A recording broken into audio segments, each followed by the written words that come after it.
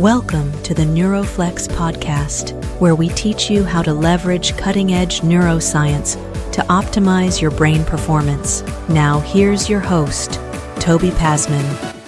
All right, welcome everyone to a new episode of the Neuro Flex podcast. I am your host, Toby Passman. On the show with us today, we have a very special guest, Dr. Dave Rabin, who is a neuroscientist, a board-certified psychiatrist, health tech entrepreneur, and inventor who's been studying the impact of chronic stress in humans for over 15 years. He's the co-founder and chief medical officer at Apollo Neuroscience, which has developed the scientifically validated wearable technology that actively improves sleep, relaxation, focus, and calm using a novel touch therapy that signals safety to the brain. So Dave, I'm really excited to have you on the show. I've been a fan of Apollo for a while now, so I'm really excited to be able to get into really the science behind your device. Yeah, it's a pleasure to be here. Thanks so much for having me. Absolutely, man. Yeah. I guess my experience with the Apollo is it's a wristband wearable that you feel a mild kind of vibration that definitely feels very calming and soothing to the nervous system. Just to explain for people who haven't tried it before, but I'm curious, like, where did this idea to even create a device like this originate? Like, how did the Apollo come about? So Apollo is a new kind of technology that was developed out of our research at the University of Pittsburgh and Department of Psychiatry. And this technology was created originally with the goal of treating veterans with severe treatment-resistant PTSD who had the incredible trouble with emotion control. And so I was working with these patients in my practice in the clinic, in the VA, and most of them weren't getting better. And so we had an idea based on the way other different kinds of treatments work for these folks, mindfulness, deep breathing, meditation, yoga, etc., or even things like soothing touch and service animals, right? They're all calming to the body. Soothing music is calming to the body. And many of these people are using these things on a daily basis, and it's helping them. It's helping them more than they feel their medications are helping them. And as we started to explore that and look at the literature, scientific basis behind some of those techniques, what we realized was there was actually a solid foundation from neuroscience and science across the board for the last 70 years to support everything from breath work to all of the other techniques that I described, and that they all activate the nervous system in the same way, which is that they improve vagus nerve tone, which is cranial nerve 10, or the main nerve of the parasympathetic recovery nervous system, which counteracts the fight or flight stress response nervous system. So that's how the technology started. And for those who have never tried it before, you can actually download the app on an iPhone near you and experience it on your iPhone, because Apollo is not just a wearable technology. It's a technology that is specific frequencies of sound wave vibrations that, when delivered to the body, activate the touch receptor system in a way that feels like similarly to our brains as a hug feels, or as somebody holding your hand feels, or as holding a pet. And so that feeling is hardwired into our bodies. Soothing touch, right? It's a natural safety pathway that we all have from the earliest mammals, pre-humans, that nursed their young, right after birth. That was a non-verbal communication of safety. So as we started to explore all these different areas of neuroscience and touch research and all of this stuff, it just became very clear that this was something that we could do using sound. And so we devoted several years at the lab at the University of Pittsburgh to actually researching that and figuring out how to do it so we were wearable. And then my wife and I commercialized it and launched it as a consumer product in 2020 that anyone can use, because the cool part about sound is that it's so safe. There's never been any side effects really from these frequencies of vibration at this intensity level, which is like below audible or just barely noticeable if you hold it right up to your ear. There's no side effects from this kind of vibration. So you can use as much as you want and to improve your energy and focus when you need to, and clarity. And you can use it to calm down and wind down and meditate. And, when you need to wind down at the end of the day. Yeah, man. And that's super interesting. I didn't realize that you guys had launched in 2020. That's must have been a very needed and necessary time for a device like this, right? when the pandemic started. Yeah, it definitely was. It certainly helped all of us during that time, but it was also a very challenging time for startups because there were supply chain issues as a result of the pandemic, and all the parts you need to make stuff aren't necessarily as available as they used to be. So that resulted in a lot of companies being out of stock, as you probably remember, of lots of different products, not just things that were increased in demand during the pandemic. It was a challenging year. A lot of other brands in the health and wellness space did not, unfortunately, survive that time because it was so challenging. Yeah, that makes sense, man. When it comes to the research that you guys have done on Apollo, I was super intrigued just in terms of the HRV improvements, the sleep benefits you guys have documented, up to 19% increase in deep sleep, up to 14% increase in REM sleep.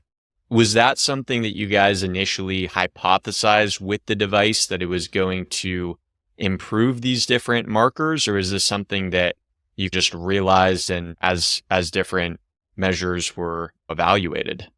So sleep was discovered by chance, which is actually a funny story. But HRV, which is how recovered we are, it's the most accurate measure to date that we have that you can measure through the skin non-invasively, which is why all wearables now measure HRV pretty much, if they're worth their salt. That track, like the fitness tracking wearables, they all measure HRV. And so if HRV tells you a really good indicator of where you are in terms of how recovered you are and how much vagal tone you have, what vagal tone means how much activity in your vagus nerve you have across time. So when you look at HRV, the higher it is, the more resilient you are, the more quickly you bounce back from stress, the bit more basically like energy you have, the more adaptable you are, the less likely you are to get sick. And when you have low HRV, all the opposite is true, right? So HRV for us was really interesting because when we were trying to figure out what is it about people with PTSD, is there anything we can measure in these veterans with PTSD that might give us some understanding of what's going on in their nervous system when they are struggling versus when they're responding to therapy? There was actually studies had been done on this. And so we found studies looking at heart rate variability in people with PTSD, and it showed that people with PTSD across the board have amongst the lowest heart rate variability you can have as a person, like under 20 milliseconds oftentimes, so very low. And it's effectively like their body's under constant fight or flight all the time. And the people who respond to treatment have increases. They tend to have increases. The people who are less likely to respond to treatment tend to have lower heart rate variability, meaning they're more likely to be sick for longer and not get better. So when we saw that, we thought, let's design these specific sound waves. Maybe that's an indicator. Let's design these specific sound wave frequencies to actually increase heart rate variability by boosting activity in the vagus nerve through the sense of touch. And so we use electricity too. We use sound, electricity, touch, vibration, but vibration won out by far because it was much more soothing and comforting to the body to feel Apollo as vibration. And you could wear it anywhere in your body. So it worked really well. And so that Apollo was designed to improve heart rate variability. And it is the very first technology that has ever been shown in clinical trials to improve heart rate variability without you having to do anything. Meaning you just have to strap it on and let it do its thing and run and vibrate, and you will have higher heart rate variability, which means that you are going to function better as a human being and you're going to feel better just by wearing it. That's pretty darn cool. HRV has also now been shown to be a measure of longevity. So you might actually live longer, right? That is cool stuff just by calming your body. And this is not doing anything different than what we would get if we got 8 minutes of hugs a day or whatever it is that we're supposed to be getting, right? We're not getting touched enough. We're not being soothed enough. We're constantly under chronic stress. So this is just another tool that helps us tap into that system. But does that make sense? Yeah. No, it's something I personally noticed. I already had an Oura Ring prior to getting an Apollo a couple years ago, and I absolutely did notice the increase in HR on my Oura score. So I can definitely vouch for that. And whenever someone asks me, I commonly get asked by clients or people as far as what can they do to increase HRV, and I will usually bring up Apollo as one of the main things because, as you're saying, like it's something that you don't have to do anything consciously. You just put it on and use it. So I think that's pretty freaking cool that you guys developed that. Oh, thank you. We were really excited to discover it and actually discover that people used it in the real world, which was really cool because I don't know if you know the statistics, but most discoveries that happen in the lab never make it out into the real world for lots of different reasons. It's not just because they didn't work. It's because it could have been because like a study was running correctly or because it didn't make it through the commercialization process properly, or it wasn't designed properly with the user in mind. There's so many different things that can happen. And so for us to actually have something that was accepted and used often by the public, which actually gets into the sleep story, because when we tested this in the lab at the university, we tested it in 2 double-blind randomized placebo-controlled crossover studies, the first of which is published, and you can check it out on our website on the research page. And that showed that you could reliably improve heart rate variability within 2 to 3 minutes as measured by EKG machine, which is the most accurate way to measure heart rate variability, in a trial where nobody knew what the vibrations they were getting, and there were placebo and active control vibrations and no vibration conditions, and nobody knew any of the vibrations they were supposed to do anyway. And the researchers didn't even know which vibrations the user was getting. So it was completely as unbiased as you can get, highest controlled study. And we showed that HRV went up, and that as HRV went up, your cognitive performance went up and your physical recovery went up. And that was really neat because that never happens under stress unless you've taken like amphetamines, right? What specific aspects of cognitive performance in this case, like, were being measured? So ability to do, there's these really cool tasks we do in the lab where and their tasks, like this particular task was one that NASA uses to test astronauts before they go into space, to test their response to having to do really simple tasks under really frustrating conditions. So the task is you have to add, you hear numbers every 2 seconds. You hear a number like 4 or 2, a number under 10, and you have to add it to the one you heard before. And then you have to click on the sum of the 2 on the screen. And there's 2 or 3 seconds in between each number that you hear.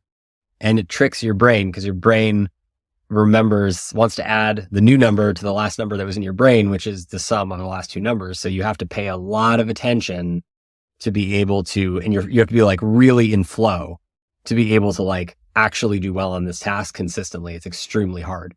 And we increase cognitive performance on that task up to 25%, which is an amphetamine level of cognitive performance improvement in just 3 minutes by putting somebody into a flow state using these vibration patterns. So that was super cool. So when we released this, that we were so excited to see that finding. That was like, holy crap, this is like next level. That's when we knew that this effect was real because we couldn't tell just from, measuring small samples. That we had to do a bigger study and we had to be a controlled study. So that was the convincing evidence to take this to the next level. And we had to see how would people respond to it in the environment. So my wife, Catherine, is the business brains and the CEO. She and my co-founder, she had this idea to make hundreds of prototypes that we would deploy into the wild that were wearable prototypes that people could actually test and use. And then we'd see how they responded to it in the wild by talking to them and tracking the usage from their devices. So we did it, and we tested it in 3,000 people over 2 years between 2018 and 2020. And we saw that people were using it more for sleep than for anything else. We thought after those study results, it was going to be like focus and recovery. That was going to be it. All daytime use. Everybody was using it. People were using it for daytime, but people were using it for nighttime much, much more. And so that had a huge influence on the way that we actually developed the product that we released in 2020, because that sleep information helped us understand our users better. And then we were able to build and release a ton of really interesting sleep features, including one we released recently, which is the first product ever that actually, I think you probably used it. It's called the Smart Vibes for Sleep. It's the first product ever that prevents unwanted middle of the night wake ups. We have never had anything for that before. And we took a crack at solving it with AI, and it's doing pretty good. Yeah, man, that's a super, super amazing feature.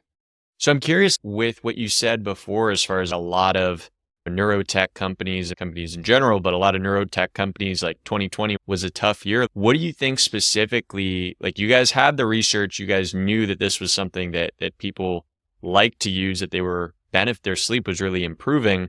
Well, what else do you think led to like you guys being able to actually create a really successful consumer product from the science to the actual consumer?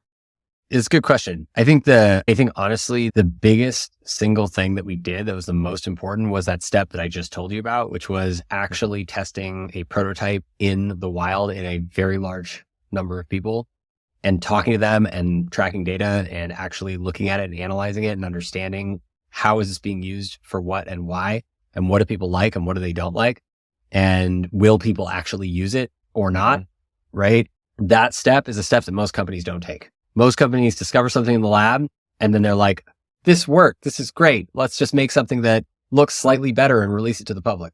And that does not necessarily take into account that the conditions in a lab are often extremely different from the conditions in the real world, where people use drugs and drive cars and type at desks and do all the things that impact the way that you have to interact with technology.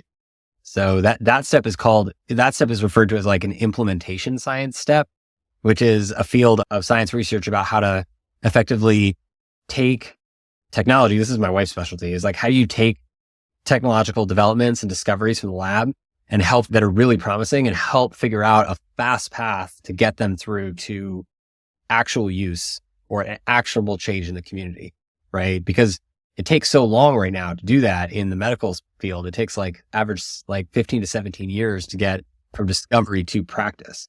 The goal is to accelerate that. We did it in 3 or 4 years. The faster that we can move discoveries forward, the better. Yep, most definitely. So pivoting a little bit, we shared the stage at Wonderland, which was a psychedelic. It evolved more to mental health and longevity. But in terms of the psychedelic space, I had read that you were actually trained in ketamine and MDMA-assisted therapy. Is that right? Yeah. Mm-hmm. And yeah, I provide ketamine therapy in my practice. Okay. So talk to me about the intersection, because I know that you guys at one point were doing some studies with MAPS, right? In terms of seeing whether the Apollo would be able to facilitate longer lasting effects from an MDMA trial, if I'm not mistaken. Is that correct? That's correct. That study's ongoing right now. Okay. So anybody who's listening, who's ever been a participant in the MAPS trial, if you ever were in one of the MAPS MDMA trials, you can go onto our website and you can receive a free Apollo wearable to participate in this research trial to see if Apollo can help sustain remission or make remission last longer after MDMA therapy for PTSD. Very cool. Talk to me about what was the thinking behind that study in terms of why something like MDMA-assisted psychotherapy would work with the Apollo. So that's a fun story. That's actually the origin story of Apollo, the full story, which is that when I was working with veterans at the university and in the clinic, I was, like many of us, including the veterans, we were all frustrated about why people were not getting better. And it was hard. It's a really challenging work when we do the work we do as therapists and doctors and people don't get better. It's really hard. And so I started as a neuroscientist as well, I was like, let's research things that do work, right? And I talked about some of the natural techniques earlier, like breathing and soothing touch and soothing music and yoga and mindfulness and these kinds of things. But then there's also psychedelic medicines. And psychedelic medicines are really interesting because starting around 2012, there were a significant number of very reputable research journals that were publishing articles on the effects of psychedelic medicine combined with psychotherapy to induce very substantial change in a very short time with just 1 to 3 doses of medicine in people with severe depression and PTSD. And this was really interesting to me because these are my patients that are not getting better. So I'm like, this might be a really amazing discovery that we can start to use soon. So I started to read everything I could find about this. And then I was told I needed to talk to Rick Doblin if I wanted to work on MDMA. And Rick Doblin is the executive director of MAPS. And the reason why MDMA has made it to the FDA's door now, 37 years later, for approval this year. And I found Rick at a conference and we chatted for 20 minutes. And I told him that it would be really interesting to be able to study how MDMA is inducing these effects, like the actual mechanism of what's changing in the body and how it's actually acting on the body, so that we could create and investigate new therapeutics that are cheaper and more accessible to the general public than MDMA, because MDMA has a huge access problem, right? I think there's only 700 people or 1,000 people who know how to provide or are trained to provide MDMA-assisted therapy nationwide. And you have to be trained to do it. And there's 40 million people with PTSD. So do the math. And it's $14,000 a head for 12 weeks of psychotherapy, which is a steal given the fact that there's an 88% response rate, but it's a lot to pay up front for people. And it's probably going to be all cash. There's going to be no insurance reimbursement for a while. So I was like, Rick's well aware of all of this. And this is one of the biggest things on his agenda of trying to fix is the accessibility problem. And so I'm like, Rick, maybe if we can figure it out, maybe we can figure out some other way to induce some similar MDMA-like effects in the body. And he's okay, that's interesting. So he got me and 3 of my colleagues MDMA trained in 2016. And then I went back to the lab and I was reading more about MDMA, and I realized between the studies that have been done in the lab with animals and the studies that Rick and the MAPS community had done and the training that I had now in the treatment and seeing it done, what I realized for the people who like the masters, I realized that MDMA is working by reinforcing safety learning in the brain molecularly. That's what that molecule is really effective at doing. And it seems to do so by boosting activity in the emotional cortex and serotonin receptors and some other areas, right? And that's really interesting. But what's most important is the safety piece, because safety is something that we are already giving to our clients in therapy anyway. That's the whole point of therapy, is people come to talk to us so that as non-judgmental figures in their lives that can help guide them and give them some advice or help them interpret their own experiences better or whatever it is. But ideally, the whole point of therapy or working with any doctor is the space you're in is a safe one. You can talk about anything that you need to talk about. Otherwise, you're not going to get the care that you need to get. So MDMA we were watching it work by molecularly amplifying this feeling of safety that people then are allowed to feel safe enough, maybe for the first time and as long as they can remember, to go back and remake meaning around past traumatic events, right? Think about that. That's really wild. It's incredible. And 88% response rate in just 12 weeks therapy with 3 doses, right? So starting to see that safety was really important in our therapy without MDMA and with MDMA, and knowing that PTSD is really a disorder of learned fear, which is the opposite of safety. I started to map out the entire nervous system that was involved in safety. And of course, the vagus nerve was a major nerve, and soothing touch receptors, all touch receptors, and all eventually interact with the vagus nerve in one way or another, and realize that you could tap into that system through the sense of touch. And that touch was that's why touch feels so good, is because when you're touched by a loved one, you're instantly reminded, like physiologically in your body without really your consent. You're like instantly reminded that you are safe and that it's okay right now, right? And that's a really important feeling. So we thought, if that feeling is so important and MDMA seems to be like the closest thing to a cure for PTSD we've ever seen, and it seems to be doing so by radically amplifying safety, what if we just gave people a little bit of that safety on the go wherever they were, a little bit more of it, right?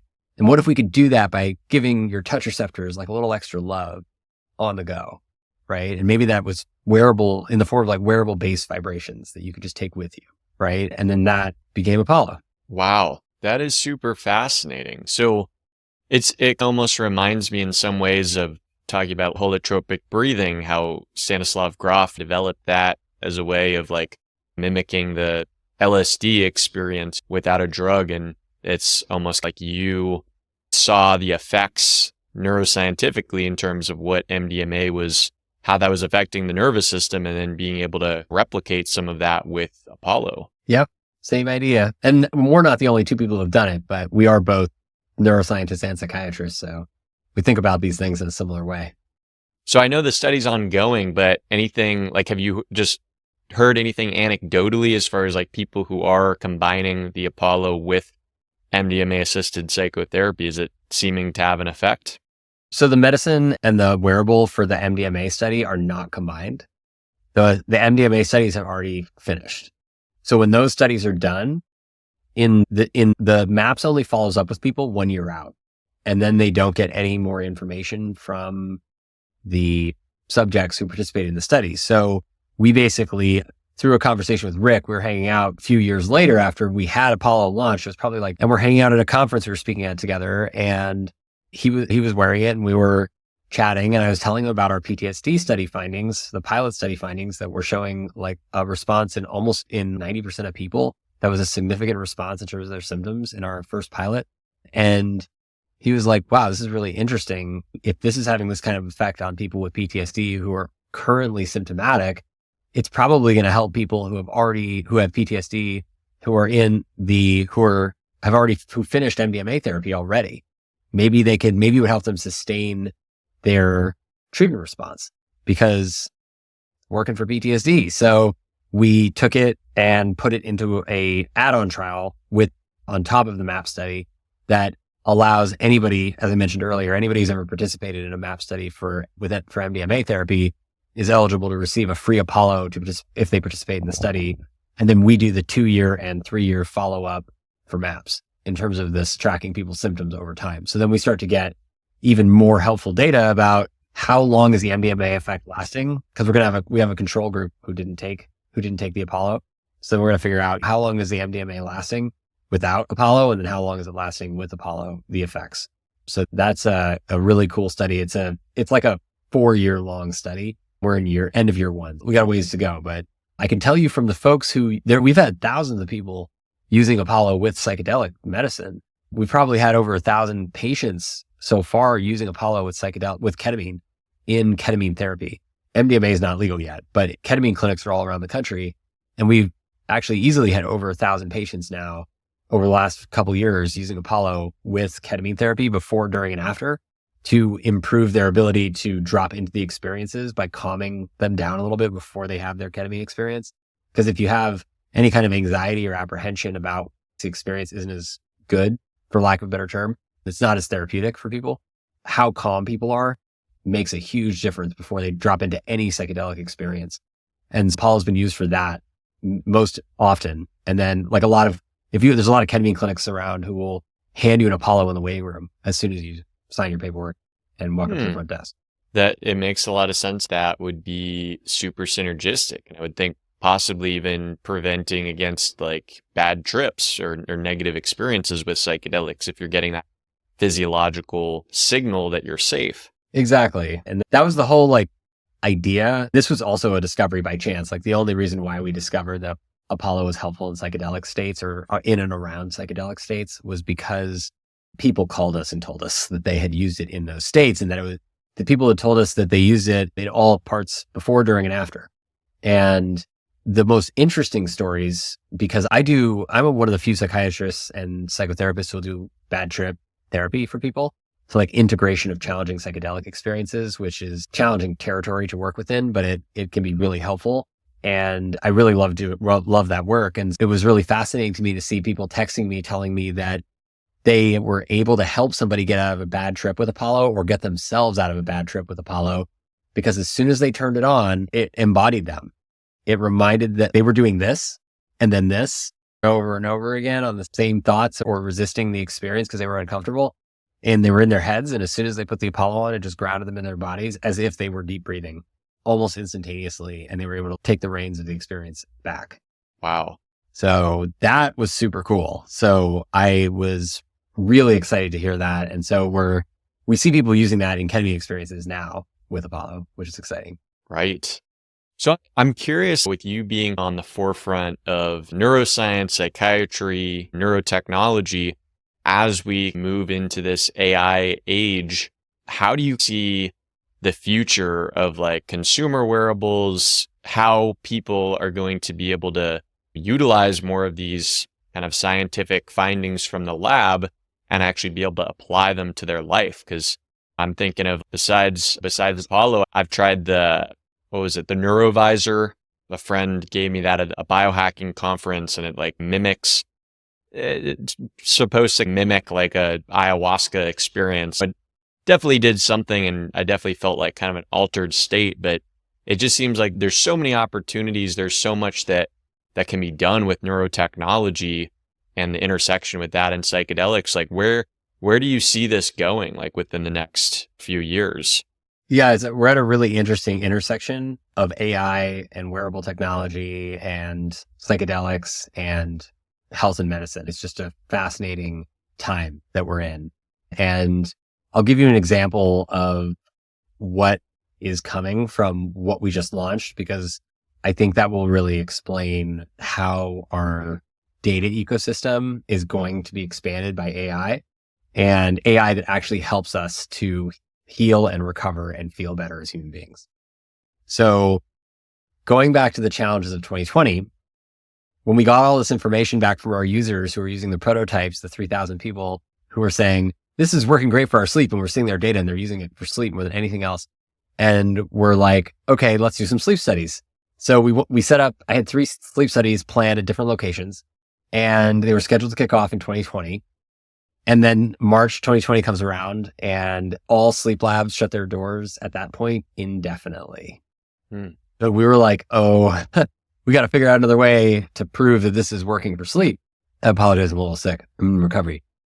So we reached out to our users, and we had about 4,500 users at that time.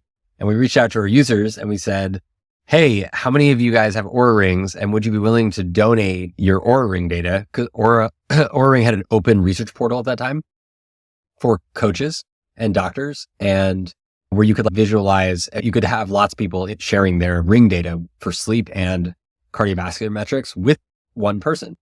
And we just invited a whole bunch of all of our users, and we got 350 people donating their data overnight. So we expanded the study to 1,300 people. We have just over 1,300 people, and we tracked those people for 3 years, plus a year of back data on average from before they ever received Apollo. So that's like over 100 million data points. And we analyzed that data, and what we found was that Apollo was improving total sleep time and deep and REM sleep in a near linear fashion. So that means for every minute of Apollo use, especially at night, your deep sleep and your REM sleep go up, and your total sleep time goes up to a level of total sleep that is on average equivalent roughly to what you get from Ambien. But Ambien doesn't improve your deep and REM sleep. Ambien actually makes your deep and REM sleep worse and has other side effects as well. Apollo gives you more sleep and more deep and REM sleep just by wearing it in a dose-dependent fashion. So the more you use it, the better it works. So that was really interesting. And from that, that data set, which is massive, we were able to train the actigraph, which is a very fancy positional accelerometer in the Apollo to detect sleep, whether you're asleep and whether you're awake, just by looking at your movement and position. And so we trained it based on the data we collected from other wearables that used other sensors to track it more accurately. So we were able to get within the same accuracy range just by doing enough training. And so now Apollo tracks your sleep. So we literally built feature number 1, Apollo tracks your sleep from doing a research study. That cost us almost no money. It was like a crowdsourced research study. So that's one way that we started to see how citizen science can dramatically accelerate the path towards creating new tools for people. But sleep tracking isn't really that interesting because lots of products already do it. So what we thought was people are using Apollo to fall asleep. Again, we're tracking all their data, so we see about how they use it. So we're seeing people use Apollo to fall asleep, and then people wake up in the middle of the night and they turn it back on with the buttons to help them fall asleep when they wake up. And it's putting them to sleep faster, and we're tracking all their sleep data. So we thought, all right, if we can track Apollo sleep with Apollo, we know when you're asleep and deeply asleep, when you're awake and when you're asleep but about to be awake, we can turn Apollo on automatically using predictive AI in real time to detect and prevent an unwanted middle of the night wake up. And that was the hypothesis that we had when we started to see this data coming back from this giant Oura Ring study, which we published in the next 6 months. So fast forward to 2023, we launched the Smart Vibes AI for sleep that actually does this thing. It actually works. And I can tell you because my wife woke up in the middle of the night for, I want to say, the last 8 years of our relationship. And I am an excellent sleeper because I went to medical school and graduate school and I worked in the hospital at late nights. And so I learned to sleep anytime I could get it. But when she wakes up, I wake up, and I am sleeping through the night now for the first time in 8 years of my life. So I literally created something that solves unintentionally. Like I didn't realize what a big impact this would have on my life. And I created something that actually made this like tremendous impact on my life, where I'm waking up feeling so much more rested every day because I'm actually sleeping through the night. And there's so many we now have like 8,000 people using it. And some people are getting over an hour more sleep a night, which is totally wild. So explain to me how this works. So Apollo's able to track based on the sleep, like when I'm likely to wake up, and then it's going to turn on, which is going to keep me asleep. Is that accurate? Yeah. So we have specific vibration patterns that help you fall asleep from a wakeful state. And then we have other vibration patterns that help you stay asleep if you're already asleep. And we trained Apollo over many thousands of people and over hundreds of nights of sleep. We trained Apollo to detect when your sleep signature, as detected by the Apollo, meaning you're wearing Apollo on your wrist or your ankle, and ankle is my preference. It works the best down there, but you're wearing Apollo on your wrist or your ankle. And then when you move in a certain way, that predicts a wake up, which is basically the way you move when you're most likely to wake up. Apollo can detect that and turn on automatically to keep you asleep. So you won't actually wake up. And that's the same effect. Have you ever heard of a snoo?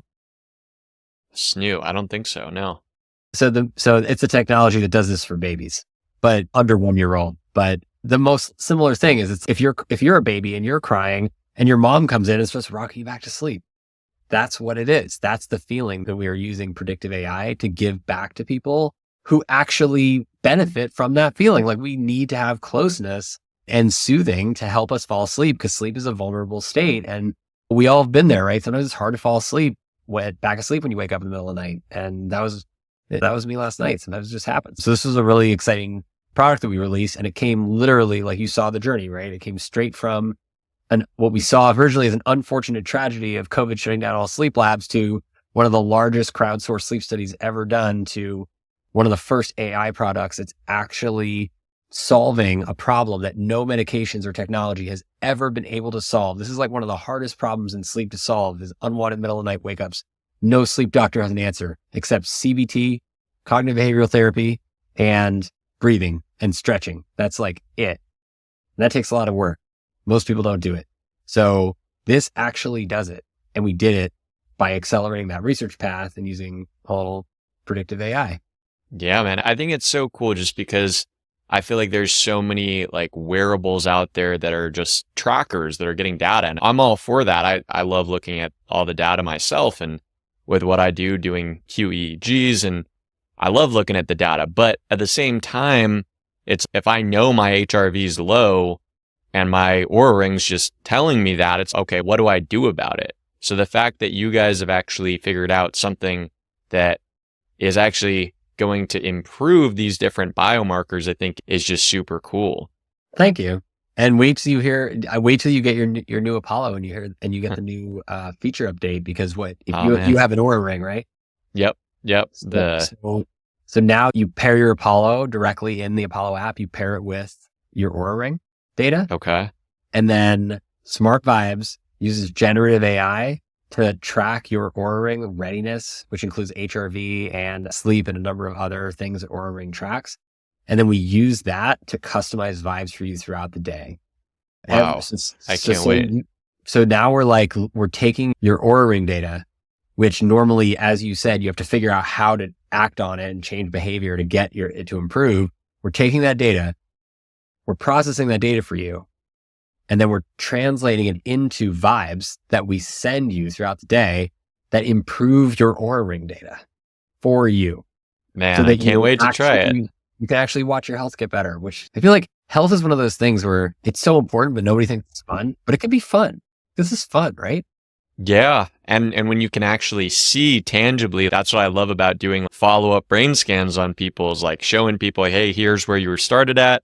Here's where you're at now. People love seeing those changes and improvements in the data. So it's, if you can be able to leverage that, I think that's super fun and cool, at least to me. But yeah, man. Yeah. So I know we're about at the end of our time, but I honestly think Apollo is such an important neurotechnology. I just filmed like a 10-hour video course talking all about different neurotechnologies, and I had to include a section talking about Apollo because I truly think that this is something that's super important and can really make a big impact on people's lives. I really respect what you've done and continuing to do with the device. So anything before we wrap up that we haven't touched on that you feel like is helpful for people to know about Apollo, or just any closing thoughts? I don't think so. I think we're good. Thank you. Cool, man. Of course. Yeah. So where can people find more about Apollo or you? Where can they connect with you? Yeah. If you want to find out more about Apollo and you have an iPhone, the best way to do it is download the Apollo app and actually feel the experience we're talking about for yourself. Because when you do that, your iPhone will be upgraded to now on the house, give you one Apollo vibe as anytime you want. And it feels great. So that's the best way to find Apollo if you have an iPhone. If you don't have an iPhone, just check out our website, apolloneuro.com, or go to wearablehugs.com, which is what the kids call it. And you can find me on Instagram and Twitter at Dr. David Rabin. And if you're interested in my work, I'm learning more about my work in the psychedelic space. You can check out my 2 shows on psychedelics and consciousness. The one is the Psychedelic Report, which is a biweekly show on the psychedelic news.